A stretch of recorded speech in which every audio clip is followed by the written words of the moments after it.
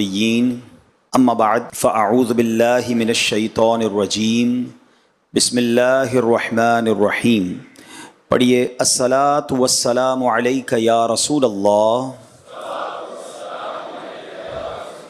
وعلی آلک واصحابک یا حبیب اللہ. الصلاۃ والسلام علیک یا نبی اللہ وعلی آلک واصحابک یا نور اللہ. درود پاک پڑھنے کے بے شمار فضائل و برکات ہیں. کعبے کے بدر الدجا، طیبہ کے شمس الضحیٰ صلی اللہ تعالی علیہ وسلم کا فرمان عالی شان ہے، من صلی علی صلاۃ واحدۃ صلی اللہ علیہ عشرہ. میرے آقا فرماتے ہیں کہ جس نے مجھ پر ایک بار درود پاک پڑھا، اللہ کریم اس پر اپنی 10 رحمتیں نازل فرماتا ہے. ومن صلی علی عشرن صلی اللہ علیہ مئۃ، جو مجھ پر 10 بار درود پاک پڑھے، اللہ کریم اس پر 100 رحمتیں نازل فرماتا ہے. ومن صلی علی مئۃ صلی اللہ علیہ الفا، جو مجھ پر 100 بار درود پاک پڑھے، اللہ 1000 رحمتیں نازل فرماتا ہے. جو پروفیشنل انجینئرز بیٹھے ہیں، آپ کا بھی کیلکولیشن میں مائنڈ بہت چلتا ہے، بہت ساری چیزوں کو کیلکولیٹ کرتے ہیں. بزنس کمیونٹی کے لوگ تو کرتے ہی حساب کتاب ہیں. تو اب ذرا سوچیں، ایک درود پر 10 رحمتیں، 10 درود پر 100 رحمتیں، 100 درود پر 1000 رحمتیں. کیا شاندار فارمولہ ہے کہ میں اور آپ اگر چاہتے ہیں کہ صبح و شام مجھ پر رحمت الہی برستی رہے. اتنے ڈیفیکلٹ ٹائم سے ہم گزر رہے ہیں کہ آج حالات ایسے ہو گئے ہیں کہ لوگ گھر سے نکلتے ہیں تو یہ خیریت کی فکر ہوتی ہے کہ خیر سے واپس آئیں، ہم بھی خیر سے آئیں، پیچھے گھر والے بھی خیر سے رہیں. اب جب گھر آ جائیں تو پیچھے کاروبار خیر سے رہے. ٹریول پر جاتے ہیں تو اپنے کاروبار، اپنے گھر بار، اپنے سٹاک، تمام چیزوں کی فکر رہتی ہے کسی نہ کسی مائنڈ میں. تو اب ذرا سوچیں کہ اگر مجھ پر اللہ کی رحمتیں برستی رہیں، میرے کاروبار پر، میری فیملی پر، میری ذات پر، تو انشاءاللہ بہت ساری مصیبتیں جو آنے والی ہوں گی وہ بھی ٹل جائیں گی. تو this is the way to protect yourself. یہ شاندار طریقہ ہے کہ اپنے آپ کو، اپنی فیملی کو، اپنے کاروبار کو، اپنی تمام چیزوں کو اگر سیکیور کرنا ہے، سیف کرنا ہے، تو درود پاک پڑھتا رہوں، رحمتیں برستی رہیں. اور جس پر اللہ کی رحمت برسے گی اس پر مصیبت کیسے آئے گی؟ ٹھیک ہے نا. اچھا، پھر نبی پاک کا جو یہاں تک حدیث تو ایک بہت خوبصورت کیلکولیشن ہے، مگر اس حدیث کا جو اگلا پارٹ ہے نا، ومن صلی علی الفن، جس نے مجھ پر 1000 بار درود پاک پڑھا، زحمت کتفہ کتفی علی باب الجنہ، آقا فرماتے ہیں جنت کے دروازے پر اس کا کاندھا میرے کاندھے سے چھو رہا ہوگا. آپ مہربانی کی انتہا دیکھیں کہ مجھے نبی پاک اپنے پیچھے ہی جنت میں لے جائیں. غلام تو پیچھے ہی ہوتے ہیں نا. ہمارا تو نعرہ یہی تھا، باغ جنت میں محمد مسکراتے جائیں گے، پھول رحمت کے جھڑیں گے ہم اٹھاتے جائیں گے، اور خلد میں ہوگا ہمارا داخلہ اس شان سے، یا رسول اللہ کا نعرہ لگاتے جائیں گے. تو ہمارا تو پہلے ہی ارمان یہ کہ بس سرکار کے پیچھے پیچھے چلے جائیں. مگر کرم بالائے کرم، مہربانی کیا ہے؟ آقا فرماتے ہیں جو 1000 بار درود پاک پڑھے گا جنت میں ایسے جائے گا کہ اس کا کاندھا میرے کاندھے سے چھو رہا ہوگا. کاندھا کس سے چھوتا ہے؟ امام صاحب اعلان کرتے ہیں نا، کاندھے سے کاندھا ملا لیجئے، صفحے درست کر لیجئے. ویری نیکسٹ ٹو می، جو بالکل میرے برابر میں ہوتا ہے، میرا کاندھا تو اس سے ٹچ ہو رہا ہے. اللہ اکبر. سرور کائنات کثرت سے درود پاک پڑھنے والے پر اتنی بڑی مہربانی فرمائیں گے.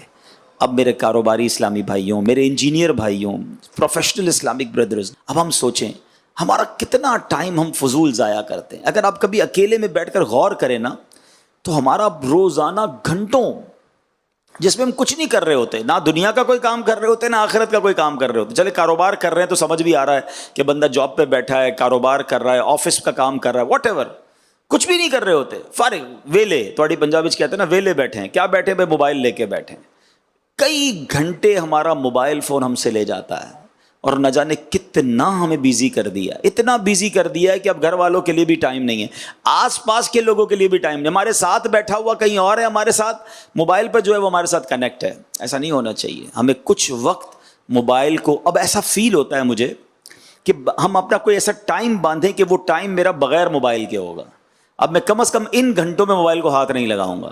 تو پھر انشاءاللہ ہم بہت ساری عبادتیں، مطالعہ، اپنی ذات میں بہتری لا سکیں گے. ورنہ تو اتنا انوالومنٹ، وہ کہتے ہیں نا ہمارے پاکستان میں ایک سے کئی بار زیادہ ہوا ہے، کبھی کوئی ایسی دن آتا ہے تو موبائل فون بند کر دیے جاتے ہیں. تو ایک بار موبائل فون بند ہو گیا پورا دن، تو کراچی میں پورا دن موبائل فون بند تھا. تو ایک صاحب کی میں نے سوشل میڈیا پر پوسٹ پڑھی کہ بڑے دنوں بعد آج اپنے گھر والوں سے ملاقات ہوئی ہے اور پتہ چلا اچھے لوگ ہیں. یعنی اپنے ہی گھر والوں سے ملاقات ہی نہیں ہوتی، کیونکہ اب گھر تو جاتا ہوں روز، مگر میں گھر جاتا ہوں میرے ہاتھ میں موبائل، بچوں کی امی کے ہاتھ میں، بچے ایوری بڈی از بیزی ان دی موبائل. ہم گھر میں رہ کر بھی باہر ہیں، گھر میں رہ کر باہر والوں سے رابطے میں، گھر والوں سے رابطے میں نہیں ہیں. آپ کو پتا ہے ایک فینومینا، ایک باقاعدہ اس پر کام ہو رہا ہے دنیا میں. ایک ریسٹورنٹ کے بارے میں نے پڑھا امریکہ میں کہ انہوں نے اب اچھا ہم لوگ ہمارے یہاں ہمارے وطن میں ہمیں بس وہ والی کروانی ہے جس میں وائی فائی ہونا چاہیے، ٹرین وہ چاہیے جس میں وائی فائی ہونا چاہیے، ہم نے کھانا کھانے وہاں جانا ہے جس ریسٹورنٹ میں وائی فائی. ہم الٹا اپنے آپ کو اتنا انوالو کر بیٹھے، اب دنیا اتنا اس کو استعمال کر بیٹھی کہ اب الٹا چل رہے ہیں. اب ریسٹورنٹ والے کہتے ہیں ہمارے ریسٹورنٹ میں کھانا کھانا ہے تو موبائل نہیں چلے گا، اور اس کی بڑی پیاری وجہ انہوں نے بیان کی. وہ کہتے ہیں ہم چاہتے ہیں آپ آ کر ہمارا کھانا کھائیں اور اس کو ٹیسٹ کریں، نہ کہ آپ یہاں آ کر بھی موبائل میں لگے رہیں، پتہ ہی نہیں چلے گا ہم نے کیسا بنایا ہے. اب اس بات کو سمجھنا ہو نا، تو کبھی کبھی ہوتا ہے ایسا کہ بندہ لنچ کر رہا ہے، گھر والوں نے کھانا لگایا، فون کان پہ، کھانا کھا لیا، فون چل رہا ہے. کھانا کھانے کے بعد پتہ ہی نہیں ہوتا کہ کیا کھایا، کیسا تھا. گھر والوں نے پوچھا کھانا کیسا، پتہ نہیں، ٹھیک تھا، صحیح تھا، پتہ ہی نہیں، کیونکہ ذائقہ تو جب آئے گا نا جب آپ کھانے پر توجہ دیں گے. یعنی کسی بھی چیز پر توجہ نہیں ہے، توجہ ہے تو اب صرف موبائل ساری توجہ ہماری لے جا رہا ہے. تو ٹرائی ٹو انڈرسٹینڈ، ہمیں اسی دنیا میں رہ کر اپنی آخرت کی تیاری بھی کرنی ہے. We don't get any extra time. مجھے اور آپ کو کوئی الگ سے ٹائم نہیں ملے گا کہ بھائی 50-60 سال پہلے کاروبار، جاب، فیملی، دنیا کو ٹائم دے دو، مزے کر لو، اب یہ 5 سال آخرت کو ٹائم دے دو. نہیں، نو بڈی نوز، ہمیں پتہ ہی نہیں ہوگا، کسی کو نہیں پتا ہوتا. مرنے سے پہلے کسی کو ایک لمحہ پہلے پتہ نہیں ہوتا کہ اگلا لمحہ میں زندہ ہوں یا نہیں ہوں. جبھی تو وہ شعر سنا ہے نا، آگاہ اپنی موت سے کوئی بشر نہیں، سامان 100 برس کا ہے، پل کی خبر نہیں. ہمیں تو پل کا نہیں پتا ہے، تو پھر کیوں نہیں کرتے آخرت کی تیاری. اللہ ان اوقات سے بچا لے کہ جو اوقات ضائع کرنے والے ہیں. اللہ کرے کہ ایک ایک سانس کی ہمیں قدر نصیب ہو جائے. لوگ ٹائم مینجمنٹ پر بڑی بات کرتے ہیں، بزنس مین بھی بیٹھے ہیں، پروفیشنلز، انجینئرز مجھے سن رہے ہیں. میں ایک بہت نبی پاک علیہ السلام کی لائف، اللہ اکبر، ٹائم مینجمنٹ کا جو اسلام درس دیتا ہے نا، میں کہتا ہوں کائنات میں کوئی ریلیجن، یعنی اسلام تو پریکٹیکلی ٹائم مینجمنٹ کا درس دے رہا ہوتا ہے. جتنی ٹائمنگ کے ساتھ ہماری عبادتیں ہیں، مجھے بتائیے کہ ہمارا تو سارا کا سارا نظام ہی ٹائمنگز پہ ہے. نماز کا وقت شروع ہو گیا، جب تک وقت شروع نہیں ہوگا آپ نماز نہیں پڑھ سکتے. 1 منٹ پہلے بھی نماز پڑھی تو نماز نہیں ہوگی، 1 منٹ بعد نماز پڑھی، ٹائم ختم ہو گیا، پھر نماز نہیں ہوگی. افطار پورا دن بھوکے ہیں، 1 منٹ پہلے افطار، چند سیکنڈ پہلے افطار کر لیا تو روزہ گیا. اور جیسے افطار کا وقت ہوگا پھر افطار کریں گے. یعنی ہماری نماز، ہمارے روزے، ہماری عبادات کس قدر ٹائمنگ کے ساتھ ہے. بڑی باتیں کرتے لوگ، میں نے بھی دنیا دیکھی ہے کہ جناب دنیا میں جائیں بڑا ٹائم ٹیبل ہے، لوگ بڑے وقت کے پابند ہیں، ٹرینیں، جہاز، ایوری تھنگ ٹائم پہ آتی ہے. میں دنیا کے بہت سارے ملکوں میں ٹرینوں میں، جہازوں میں، پانی کے جہازوں میں، سب میں سفر کر کے دیکھ لیا. یقیناً ٹائم کا بڑا وہاں پر نظام ہے، مگر کبھی کبھی ایسا ضرور ہوتا ہے کہ جب موسم خراب ہو، طوفان ہو، فاگ ہو، سنو فال ہو، تھوڑا بہت وہاں بھی ٹائم میں فلائٹ کینسل ہو جاتی ہے، لیٹ ہو جاتی، سب ہو سکتا ہے. آؤ میں بتاتا ہوں اسلام میں ٹائم کی کیسی پابندی ہے. آندھی آئے، طوفان آئے، پوری دنیا میں جب اذان کا وقت ہوتا ہے مؤذن اس وقت ٹائم پہ اذان دیتا ہے. آپ دنیا کی کسی مسجد میں چلے جائیں، 99.99% باہر بارش ہو رہی ہے، طوفان ہو رہا ہے، نماز جماعت کا جو وقت ہے امام صاحب ایگزیکٹلی اسی ٹائم پہ جماعت کو کھڑا کر دیتے ہیں. ارے اتنی بڑی تعداد میں ٹائم مینجمنٹ ہے.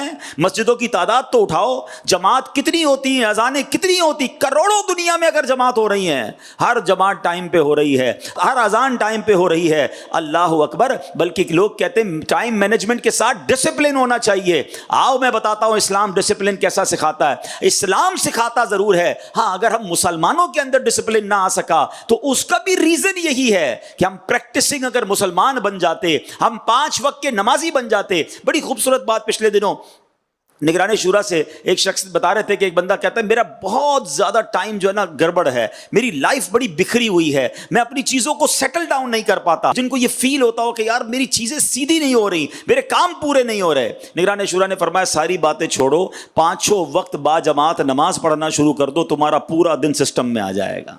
کیونکہ جب آپ سسٹم سے نماز پڑھنا شروع کر دیں گے نا، فجر کے وقت نماز کے لیے مسجد میں آئیں گے، ظہر کے وقت آئیں گے، ٹائم کے مطابق آئیں گے، آپ کی ہر کھانے میں، ہر کہتے ہیں باکس میں آپ کی چیز رہنا شروع ہو جائے گی، اور پوری چیزیں جو ہے سیدھی ہونا شروع ہو جائیں گی. وہ اس کو اس طرح سمجھیے گا کہ ایک چھوٹا بچہ تھا، اپنے والد کے پاس آیا، والد صاحب کو کہا ابو مجھے کچھ کام دیجیے. بچہ ہوتا ہے نا بعض اوقات کام نہیں کرنے دیتا، مجھے ابو کچھ بات کرنی ہے، کچھ کام کرنا ہے، یا آپ کے ساتھ کھیلنا ہے. ابو کچھ کام میں مصروف تھے، تو انہوں نے کیا کیا، دنیا کا ایک نقشہ لیا اور اس کے 5-6 ٹکڑے کیے نا پھاڑ کے، اور کہا بیٹا جاؤ اس کو جوڑ کے لے آؤ. انہوں نے کہا بیٹا آپ کم از کم گھنٹے 2 گھنٹے کے لیے گیا، میں اپنا کام نپٹا لوں گا.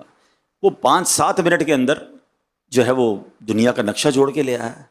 کہا ابو اور کوئی کام بتائیں. بولا پہلے یہ بتاؤ کہ دنیا کا نقشہ اتنا جلدی، کیونکہ اس کے لیے تو پوری دنیا کا نقشہ معلوم ہونا چاہیے، یہ کیسے جوڑا؟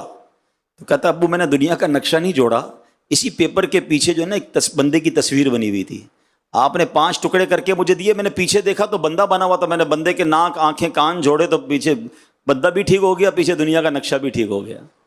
تو اس سے سیکھنے کو کیا ملا کہ اگر ہم سارے ٹھیک ہو جائیں نا تو سارا نظام ٹھیک ہو جائے گا. مسئلہ یہ ہے کہ ہم بعض اوقات نظام پر بہت بات کرتے ہیں، ارے جناب مسلمانوں کے اندر ڈسپلن نہیں ہے، مسلمانوں کے ٹائم مینجمنٹ نہیں. ارے اسلام میں تو ہے نا، ہم فالو کریں اسلام کو، ہم اسلام کے اصولوں کو فالو